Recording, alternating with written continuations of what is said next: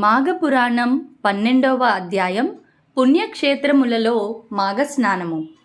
ఈ విధంగా అనేక పుణ్యపురుషుల వృత్తాంతములను మాఘమాస స్నాన ఫలమహిమను దిలీప మహారాజునకు వశిష్ఠుల వారు వివరించగా, మహర్షి, మీ కృప వలన అనేక వృత్తాంతములను తెలుసుకొని కృతార్థుడనైతిని. కాని మరొక సంశయం నాకు గలదు.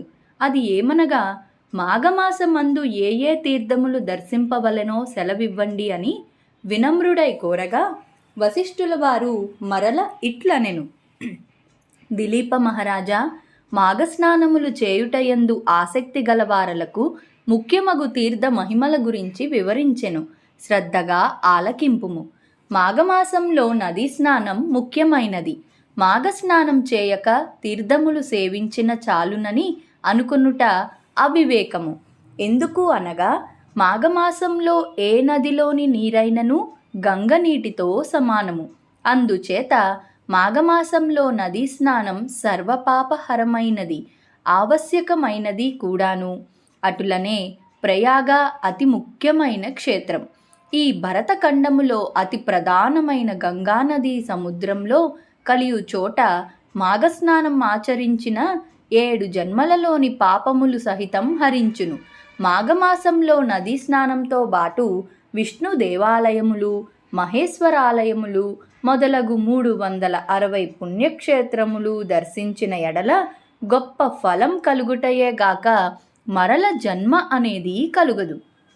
ఇక త్రయంబకమనునొక ముఖ్యమైన క్షేత్రం గలదు. అది పడుమటి కనుమల దగ్గరనున్నది. అచటనే పవిత్ర గోదావరి నది జన్మించినది. గౌతముడు తన గోహత్య దోషమును పోగొట్టుకొనుటకు ఈశ్వరుని గురించి ఘోర తపస్సు చేసి గోదావరిని గోహత్య జరిగిన ప్రాంతమునకు ప్రవహింపజేసినాడు.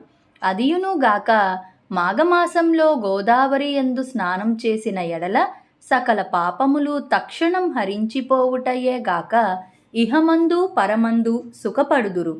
గౌతమి నదిలో మరికొన్ని ప్రసిద్ధములగు ఉపనదులు కూడా కలిసి తమ తమ స్నేహ సౌభ్రాతృత్వమును చాటుచున్నవి.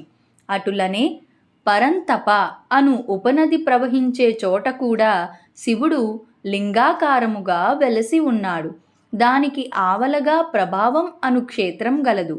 ఆ క్షేత్రం బ్రహ్మహత్య మహాపాపములను సహితం పోగొట్టగలదు. ఇందుకొక ఇతివృత్తాంతము గలదు. సావధానుడవై ఆలకింపుము. విష్ణుమూర్తి నాభి కమలమున బుట్టిన బ్రహ్మకు ఈశ్వరునికి 5 తలలు ఉండేవి.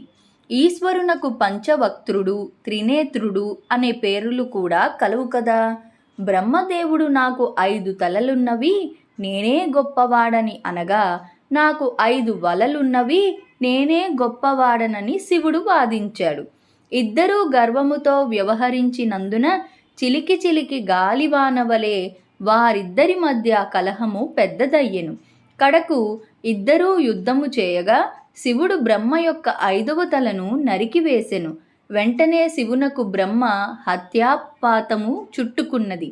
శివుడు భయపడి నరికిన బ్రహ్మతలను చేతితో పట్టుకొని ముల్లోకాలు తిరుగుతుండగా క్రమముగా చేతిలో ఉన్న బ్రహ్మతల ఎండిపోయి పుర్రెగా అయినది.